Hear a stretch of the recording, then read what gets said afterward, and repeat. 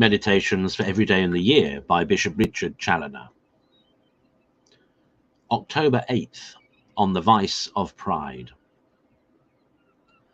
Consider first that pride is an inordinate love, conceit, or desire of self-excellence, or a delight and complacency in one's own self by occasion of some real or imaginary excellency which we have, or pretend to have, either in virtue or grace or knowledge, or in any other goods or qualities, whether eternal or internal, considered merely as the means to make us excel, and as such puffing us up with self-esteem, and causing us to prefer ourselves before others, and to despise others. This pride is the mother of all vices, but more especially of ambition, presumption, and vainglory, from which it differs only in this, that ambition aims at excelling in the way of honor and dignity, and in being set above others. Presumption seeks to excel in the way of great achievements, attempted upon confidence of one's own strength. Vainglory pretends to excellence in the way of glory that is, in the way of being known, praised, and esteemed by others. But pride looks chiefly at herself, and sets up her own proper self-excellence for her idol, which she worships, loves, esteems, and desires above all things, and to which she sacrifices all things else. O deliver us, dear Lord, from this enormous evil, the firstborn of Satan, and the original parent both of death and hell. Consider, secondly, that Gregory distinguishes in pride 4 different kinds, or 4 ways of being guilty of this worst of vices. First, by attributing to oneself, and not to God, the good things we have from him, either of nature or of grace. Secondly, by ascribing at least to one's own merits what we have received from God, and not giving him the whole glory. Thirdly, by conceiting ourselves to have graces, talents, or perfections which indeed we have not, and being puffed up in ourselves with this imaginary excellence.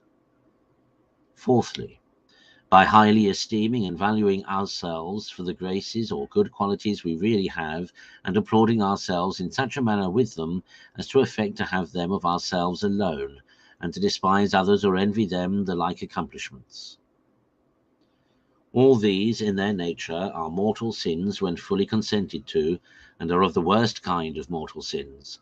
Because of all the 7 capital vices, pride is acknowledged by divines to be the worst, by reason of its extreme opposition to God, in setting itself up, as it were, in his place, and Satan-like lifting up its head against him, and affecting a self-excellence which belongs to God alone. Hence we learn from the Apostle, Romans 1, the proud have often been delivered up and abandoned by God to a reprobate sense, and suffered to fall even into the most shameful and unnatural lusts, in punishment of their self-conceit. Oh, how enormous, then, must the vice of pride be in the eyes of God, when the falling into such abominations as these is the punishment of it. Consider, thirdly, that pride is a mortal sin, not only when one directly incurs the guilt of any of those 4 kinds or ways mentioned by St. Gregory by one's own deliberate judgment and will, at least as often as the matter is of moment, but also when one incurs the guilt of any of them indirectly or equivalently by taking such complacency in oneself, or carrying oneself in such a manner to others as if one judged oneself to have, or desired that others should judge one to have, any excellency or perfection of oneself, and not from God. As also when our affection or inclination to our own excellence, or the conceit we have of it, is joined with a great irreverence or injury to God, or a considerable contempt of our neighbour, or detriment to him.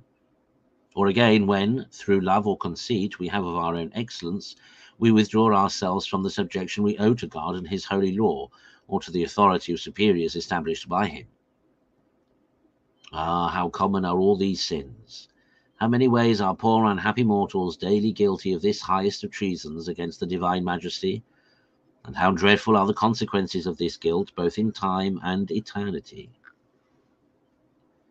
Conclude to examine well thy conscience upon this head of pride, for it is a subtle evil, which often imposes upon poor mortals, insomuch that they who are the most guilty of it oftentimes will not believe themselves to be proud. Oh, take care not to be deceived by this noonday devil.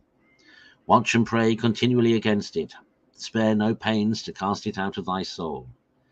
If thou thinkest it has no share in thee, thou deceivest thyself. There cannot be a more evident proof of thy being proud than to imagine thyself to be out of the reach of this vice.